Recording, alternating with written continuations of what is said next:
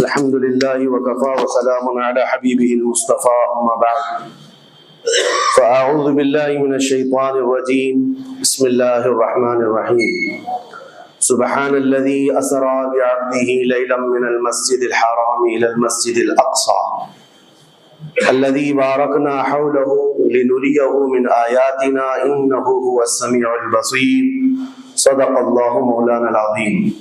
بارگاہ رسالت میں آپ صلی اللہ علیہ وسلم میں درود پاک کا ہدیہ پیش کریں۔ اللہم صلی علی سیدنا مولانا محمد معدن الجود والکرم وآلہ واصحابہ الکرام وابنہ الکریم وبارک وسلم صلاة دائمة سرمدا ابدا۔ عزیزان گرامی وقار، جن حالات میں آج ہم جمعہ کی نماز ادا کرنے آئے ہیں، دنیا بھر میں قبل اول بیت المقدس کے معاملے کو لے کر ایک عجیب ماحول پیدا ہو چکا ہے۔ دنیا دو دھڑوں میں تبدیل ہے آج، اور یقیناً کیوں نہ اثر کرے کہ میرے آقا صلی اللہ تعالی علیہ وسلم نے ارشاد فرمایا، بیت المقدس جس زمین پر آباد ہے، حضور پاک صلی اللہ علیہ وسلم کے فرمان علی شان کا مفہوم ہے سید البقاع، یعنی زمین کا جو سردار علاقہ ہے وہ بیت المقدس کا علاقہ ہے۔ مسجد اقصی جہاں پر آباد ہے اس کو سید البقاع کہا گیا ہے، اور یہ بھی روایت میں ملتا ہے سید الصخرہ، گنبدوں میں اگر کوئی سردار گنبد ہے تو وہ بیت المقدس کے لیے کہا گیا ہے۔ اور قرآن نے یہ فرمایا الذی بارکنا حولہ، مسجد اقصی کے متعلق فرماتا ہے رب تعالیٰ کہ وہ مسجد اقصی جس کے ارد گرد ہم نے برکتیں رکھی لِنُرِيَهُ مِنْ آیَاتِنَا، تاکہ ہم اپنی نشانیاں انہیں دکھائیں۔ تو یہ اللہ تبارک و تعالیٰ کی اس مقدس سرزمین جس کو ارض مقدس کہا گیا ہے، نام ہی میں مقدس موجود ہے، اور یہ آج سے نہیں بلکہ روایت میں ہے خانہ کعبہ کی تعمیر کے فوراً بعد حضرت ابراہیم علیہ السلام نے بیت المقدس کی تعمیر فرمائی، اور ہزاروں انبیاء اکرام علیہ السلام کا وہ قبلہ رہا، اور وہ ان کی مرکز عبادت بھی رہا، اور ایک نہیں تقریباً 30,000 کے قریب انبیاء اکرام علیہ السلام مسجد اقصی کے ارد گرد دفن ہیں، آرام فرمائیں۔ جہاں اللہ کا ایک ولی دفن ہوتا ہے وہ برکت کی جگہ ہے، اور جہاں 30,000 نبی دفن ہوں، اور وہ بھی اولو العزم پیغمبر حضرت ابراہیم علیہ السلام، حضرت اسحاق علیہ السلام، حضرت یعقوب علیہ السلام، حضرت موسیٰ علیہ السلام، حضرت زکریہ علیہ السلام، یہ سب وہ انبیاء کرام علیہ السلام ہیں جو رسولان اعظام بھی ہیں، شریعت والے ہیں۔ یہ سب بیت المقدس کے ارد گرد ہیں۔ یہاں پر کچھ بھی اثر ہونا پوری دنیا پر بھی اس کا اثر پڑتا ہے، اور آج ہم دیکھ رہے ہیں جو حالات پوری دنیا میں پیدا ہوئے ہیں، اور چاہے وہ یورپ ہو کہ امریکہ ہو، افریقہ ہو کہ رشیا ہو، عرب ممالک ہو کہ ہند ہو، ان سب کو کچھ نہ کچھ کہنے کی آج ضرورت پیش آ رہی ہے۔ کیوں؟ اس لیے کہ وہ ایسا سینٹر ہے، ایسا تقدس ہے وہاں پر جس میں پوری دنیا انوالو ہو ہی جاتی ہے، اور برسوں سے لے کر وہ جنگ کا میدان رہا، اور حضور پاک صلی اللہ تعالیٰ علیہ وسلم نے بیت المقدس کے لیے کیا فرمایا؟ صحابہ نے جب اس زمین کے بارے میں پوچھا تو میرے آقا نے فرمایا وہ حشر و نشر کی جگہ ہے، حشر و نشر کی جگہ ہے، یعنی قیامت کے قریب سارے لوگوں کو ادھر ہی ہانک دیا جائے گا، اور قیامت وہیں آنی ہے۔ حشر و نشر کی جگہ ہے، حضور پاک صلی اللہ تعالیٰ علیہ وسلم نے فرمایا، اور فرماتے ہیں میرے آقا ہو سکے تو تم جا کر اس میں نماز پڑھ لو، اس لیے کہ اس کی ایک نماز دوسری مسجدوں کی 1000 نمازوں سے افضل ہے۔ یہ مسجد اقصی کے متعلق میرے آقا صلی اللہ علیہ وسلم کا فرمان علی شان ہے۔ پھر صحابہ اکرام نے پوچھا کہ اگر کوئی جا نہ سکے میرے آقا بیت المقدس اور نماز پڑھنے کی اس کو استطاعت نہ ہو وہاں جا کر، تو کیا کرے؟ حضور اکرم صلی اللہ علیہ وسلم نے فرمایا کم از کم تیل کا ہدیہ تو بھیج دے تاکہ وہاں چراغ جلانے کے کام آئے۔ یہ حدیث پاک میں ابن ماجہ کی حدیث ہے۔ نبی کریم صلی اللہ تعالیٰ علیہ وسلم کے اس فرمان علی شان کے مطابق میں آج آپ تمامی حضرات سے یہ گفتگو کرنا چاہوں گا کہ میرے عزیزو، یہ صرف فلسطین اور اسرائیل کا مسئلہ نہیں ہے، یہ اسلام اور کفر کا مسئلہ ہے، اور پوری دنیا کے لیے ہے، پوری دنیا کے لیے۔ اگر وہ حقیقت کی نگاہیں رکھتی ہیں، چاہے وہ کسی بھی قوم سے وابستہ ہو، چاہے وہ کوئی بھی دین اور دھرم سے تعلق رکھتے ہو، میں ان سے کہتا ہوں اگر اینک تمہارے اوپر جھوٹ کی نہیں پڑی ہے تو آنکھیں کھول کر دیکھ لو ظلم اور بربریت کس جگہ ہے اور حق کے لیے لڑنے والے کون ہیں۔ یہ ہر ایک منصف مزاج آدمی بھی آج پہچان سکتا ہے کہ کون نہتہ مارا جا رہا ہے اور کون سپر پاور طاقت پر کھڑے ہو کر اپنے مظلوم ہونے کا دعویٰ کر رہا ہے۔ ہر دنیا کا انصاف پسند آدمی آج بول سکتا ہے، لیکن یہ دور بھی امتحان کا ہے۔ جتنے کیڑے مکوڑے دل میں بغض و عداوت رکھتے ہیں اسلام کے، وہ ظالموں کے ساتھ کھڑے ہوئے نظر آتے ہیں، آج ظالموں کے ساتھ کھڑے ہوئے نظر آتے ہیں۔ نبی کریم صلی اللہ تعالیٰ علیہ وسلم نے فرمایا مسلمانوں آپ اپنی اوپینین، اپنی رائے کیا رکھتے ہیں یہ بہت امپورٹنٹ ہے، دنیا کیا کہتی ہے اس سے مجھے غرض نہیں، تمہارا تعلق تمہارے نبی پاک کے فرامین سے ہے۔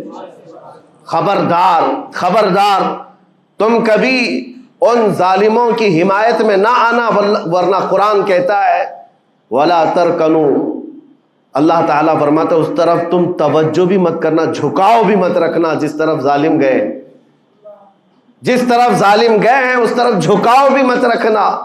اور آج کہیں ایسا نہ ہو کہ دنیا تمہارے پاس بہت آ گئی، چکا چوند دنیا دیکھ کر، جیسے امارات والے ہوئے، متحدہ عرب امارات، دبئی جیسے آج انٹرنیشنل سٹی ان کے پاس مل گئی ہے، پوری دنیا وہاں پر تجارت کرنے لگ گئی، بحرین جیسے کنٹریز، ان کے پاس دنیا کی فراوانی آ گئی، تو آج وہ یہ سمجھنے لگ گئے کہ ہم کو مظلوم اور غریب فلسطینیوں کی مدد میں بات نہیں کرنی چاہیے، جو سپر پاور طاقت ہے اس کے ساتھ کھڑا ہونا چاہیے، کیونکہ ہماری ٹریڈنگ کا مسئلہ ہے، ہماری تجارت کا مسئلہ ہے۔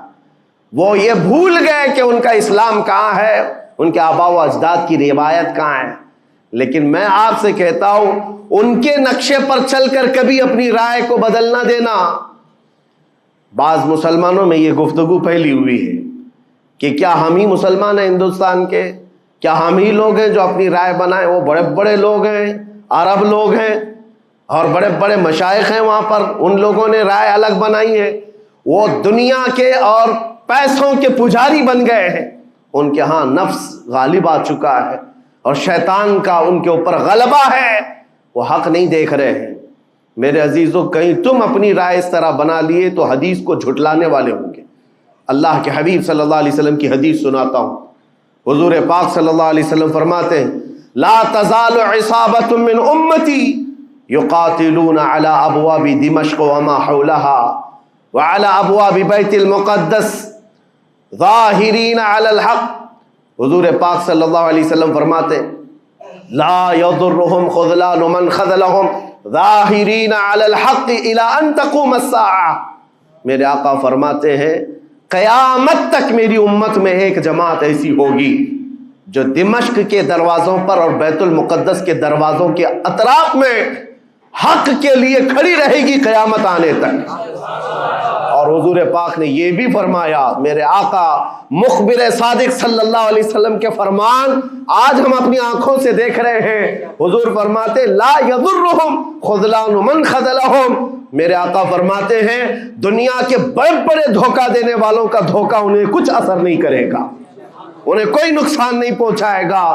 آج بڑے بڑے پیٹروٹ میزائل داغ کر کے اگر وہاں کے علاقوں کو ختم کرنے کا دعویٰ کر رہے ہیں تو مجھے میرے نبی کے فرمان پر یقین ہے یہ کبھی نہیں ہو سکے گا، کبھی نہیں ہو سکے گا۔ کچھ عمارتوں کے گر جانے اور کچھ بچوں کے اور کچھ لوگوں کے قتل ہو جانے کا نام یہ جیت اور فتح نہیں ہے۔ میرے عزیزو آج ہم ان ظالموں کو دیکھ رہے ہیں جن کا دعویٰ تھا کہ دنیا میں ان سے بہتر ڈیفنس طاقت کسی کے پاس نہیں، ان سے بہتر بنکر کسی کے پاس نہیں، ان سے بہتر سائرن بجانے کی طاقت کسی کے پاس نہیں، پوری دنیا کو زہریلے ہتھیار بیچنے والی طاقتیں۔ آج ہم نے یہ بھی دیکھا ہے کہ صرف محض ایک چھوٹی سی جماعت سے ان کے ہاتھ پیر ڈھیلے نظر آتے ہیں اور ان کے جسموں میں کپ کپی نظر آتی ہے۔ پوری طاقت تمہاری ایک جگہ۔ میں بھی چند دنوں قبل عمرہ میں تھا، جب یہ پڑھ رہا تھا کہ ایک چھوٹی سی جماعت جس کو پورے انٹرنیشنل دنیا مل کر کے آتنکواد گھوشت کرتی ہے، امریکہ ہو، یو کے ہو اور دوسری بہت ساری طاقتیں، وہاں پر فلسطینیوں کی حمایت میں لڑنے والے ان مجاہدین کو یہ آتنکواد کہتے ہیں، ٹیررسٹ کہتے ہیں، جو اپنے چھوٹے سے علاقے کو بچانے کے لیے اپنی جانیں دے رہے ہیں، وہ آتنکواد ہیں، وہ ٹیررسٹ ہیں۔ ان کے پاس کھانے پینے کی چیزیں نہیں رہ گئی، ان کی کرنٹ سپلائی بند کر دی گئی، ان کا پانی بند کر دیا گیا، پھر بھی وہ آتنکواد ہیں۔ میرے عزیزو، یہ دنیا کا دغلا معیار دیکھو آپ۔ رشیا پورے یوکرین کو تباہ کرتا رہا، پورا راکھ میں بدل دیا۔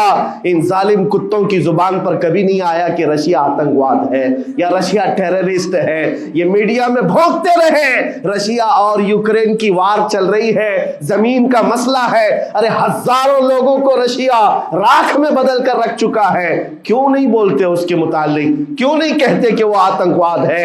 اس لیے کہ یہ ظالم دجالی میڈیا جتنے ہیں، انہیں پتا ہے ان کے باپ داداؤں سے بڑی طاقت اس کے پاس موجود ہے۔ طاقتوں کی پوجا کرنا اور بڑی بڑی طاقتوں کو سلام کرنا یہ ان کی فطرت میں داخل ہے، اور ہم الحمدللہ مسلمان ہر وقت یہ فیصلہ رکھتے ہیں کہ جو غریب ہے، جو مظلوم ہے، وہ چاہے ایک سکہ بھی نہ رکھتا ہو، ہم اس کی حمایت میں ہمیشہ کھڑے رہتے ہیں۔ یہ اسلام کی خاصیت ہے۔ ہم طاقت و قوت اور تخت کو دیکھ کر کسی کی حمایت میں نہیں کھڑے ہوتے، بلکہ حق و باطل کو دیکھ کر اگر مظلوم چھوٹی سی جگہ پر بھی ہے تو ہم اس کے ساتھ کھڑے ہیں۔ اسلام میں ہو یا نہ ہو، اگر وہ مظلوم ہے تو اس کی آواز ہم اٹھاتے ہیں۔ عزیزان گرامی وقار، جس کو اپنی طاقتوں پر خوب بھروسہ تھا، میں ایک بات عرض کرتا ہوں، مسلمانوں آج جاگنے کی ضرورت ہے، بیداری کی ضرورت ہے۔ تمہارے دماغوں پر یہ پٹی ڈالی گئی ہے اور یہ بٹھایا گیا ہے، ان کے پاس بہت بڑی بڑی طاقتیں، تمہارے ادھر ادھر کرنے سے کچھ نہیں ہوتا، تمہاری آواز اٹھانے سے کچھ نہیں ہوتا۔ رب تبارک و تعالیٰ نے تمہیں یہ ظاہر کر دیا کہ میں ابھی پڑھ رہا تھا اس چھوٹے سی علاقے میں، غزہ پٹی میں، بڑی بڑی دنیا کی 4 تنظیمیں، خفیہ خبر رساں ایجنسیاں موجود ہیں جو ان کی خفیہ خبریں ہر وقت پہنچاتی ہیں۔ وہ اسرائیل کی بھی ہے، امریکہ کی بھی ہے اور سعودی عرب کی بھی ہے اور ایجپٹ کی بھی ہے۔ 4 بڑے بڑی کنٹریز کی خفیہ ایجنسیاں کام کر رہی ہیں، اور سب کی سب خفیہ خبر رساں ایجنسیاں فیل ہو گئی، ناکام ہو گئی۔ اس کے باوجود اسرائیل کے درندوں کو یہ وحشتناک چیز دیکھنی پڑی۔ دنیا آج اس میں حیرت میں ہے کہ ایسا کیسے ہو گیا، ایسا کیسے فیل ہو گیا، یہ سسٹم کیسے کام نہیں کر سکا، ہمیں پہلے سے اطلاع کیسے نہیں ملی۔ میں قرآن پڑھ کر کے بتاتا ہوں، میرا رب فرماتا ہے وَمَكَرُوا وَمَكَرَ اللَّهُ وَاللَّهُ خَيْرُ الْمَاكِرِينَ۔ کافر منصوبہ بناتے ہیں اور اللہ خفیہ تدبیر کرتا ہے، اور اللہ کی خفیہ تدبیر غالب آتی ہے۔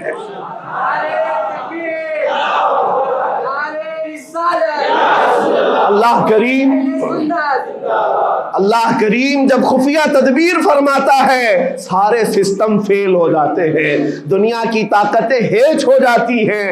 آپ کبھی یہ مت سمجھنا کہ دنیا کے پاس بہت بڑی طاقتیں ہیں، نہیں مسلمانوں، ایمان اس کا نام نہیں ہے۔ اقبال نے بہت پہلے کہا تھا، اللہ کو پامرد مومن پہ بھروسہ، ابلیس کو یورپ کی مشینوں کا سہارا۔ ان کے پاس یورپ کی مشینوں کا سہارا ہے، لیکن مسلمان کو اپنے رب کی طاقت پر بھروسہ ہے۔ میرا رب غالب حکمت والا ہے اور وہ قدرت والا ہے۔ جس وقت رب تعالیٰ چاہے، کیا آپ نے تاریخ نہیں پڑھی، وہ اگر اپنے نبی کی حفاظت کرنا چاہے تو مکڑی کے جال سے حفاظت کرتا ہے، کبوتری کے انڈوں سے حفاظت کرتا ہے۔ وہ اپنے حبیب کی حفاظت کرنا چاہے اور کسی نبی کی حفاظت کرتا ہے، مچھلی کے پیٹ میں رکھ کر کے یونس کی حفاظت کر رہا ہے، اور ابراہیم علیہ السلام کو آگ میں ڈال کر کے بھی اس تپش سے بچا جا رہا ہے اور اسماعیل علیہ السلام کی گردن پر چھری چل رہی ہے، پھر بھی اس چھری سے بچانے والا مولا کون ہے؟ اور سمندر میں اتر جانے کے بعد موسیٰ علیہ السلام کی بڑی فوج کو راستے دینے والا مولا کون ہے؟ آپ جانتے ہیں ابراہیم علیہ السلام کو آگ سے بچانے والا، یونس علیہ السلام کو مچھلی کے پیٹ میں زندہ رکھنے والا، موسیٰ علیہ السلام کو سمندروں میں راستہ دینے والا وہی خدا ہے جو اپنے حبیب کو کفار مکہ کے ہر ظلم سے بچانے والا، ان کے رات کے منصوبوں کو خاک میں ملانے والا، میرے حبیب کو ان کافروں کے سامنے سے ایسے گزارنے والا کہ وہ کافروں کی آنکھیں ہمیشہ کے لیے اندھی ہو کر رہ جائیں۔ وہ مولا کل بھی تھا، آج بھی ہے اور ہمیشہ رہے گا۔ وہ اللہ حی و قیوم ہے، اس کی ذات پر توکل رکھو، یقین رکھو۔ آج دنیا کے ان حالات کو دیکھ کر مسلمانوں کا ایمان اور مضبوط ہو جائے اور مضبوط ہو جائے۔ آپ یہ سوچتے ہوں گے ہمیں کیا کرنا چاہیے، ہم یہاں بیٹھ کر کیا کریں؟ میں تو اس بات کو کہوں گا آپ واٹس ایپ جہاد میں مصروف نہ رہیں، ادھر کی ادھر چیزیں شیئر کرتے ہوئے گھر میں بیٹھ کر کے رات بھر اپنی مرغن غذاؤں میں اور بستروں پر سوتے رہے نہیں۔ اگر تمہارا دل روتا ہے کسی ایک بچے کی آہ پر تم پہنچ تو نہیں سکتے، لیکن کسی غریب کی ایک درد پر تمہارا دل روتا ہے، اللہ کی بارگاہ میں وہ بھی لکھا جاتا ہے، وہ بھی لکھا جاتا ہے اور تم کو ان کے شریکوں میں شمار کیا جاتا ہے۔ تم اگر رقت کے ساتھ بیٹھ کر کے دعا کرتے ہو، سوچو آج آپ اپنے گھر میں ہیں، تمہارا بیٹا نکلا، جوان بیٹا نکلا، اس کی خبر آئی کہ اچانک اس کی لاش کہیں تڑپتی ہوئی نظر آئی، جیسے خبر سنو گے تمہارا کھانا پینا حرام ہو جاتا ہے، تمہارے گھر بار کا چین و سکون غارت ہو جاتا ہے۔ کیا ہوتا ہے جب اپنا ایک جوان بیٹا کہیں کسی حادثے میں انتقال ہونے کی خبر بھی آ جائے، بے چینی اور گھر میں کوہرام مچ جاتا ہے۔ یہ چیز کیوں ہوتی ہے؟ کیونکہ تمہارا تعلق ہے، جسمانی بھی روحانی بھی تعلق ہے اپنے بیٹے سے۔ اور میرے آقا نے فرمایا مثل المؤمن کمثل جسد اذا اشتكى عضو تداعى له سائر الجسد بالسهر والحمى۔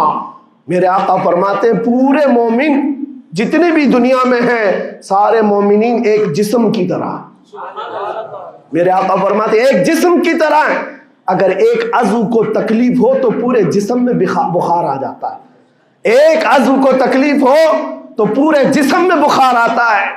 آج تمہاری کیفیت یہ ہونی چاہیے جس وقت ان حالات کو دیکھو تمہارا دل روئے، تمہاری بے قراری بڑھ جائے، تمہاری بے چینی بڑھ جائے اور بارگاہ رب العزت میں گڑ گڑاؤ کہ مولا اگر ہمارے برے اعمال کی وجہ سے، ہمارے گناہوں کی وجہ سے ہمارے بھائیوں پر اگر یہ آفت آئی ہے تو میں توبہ کرتا ہوں، میں باز آتا ہوں مولا، میں اپنی حرکتوں سے توبہ کرتا ہوں۔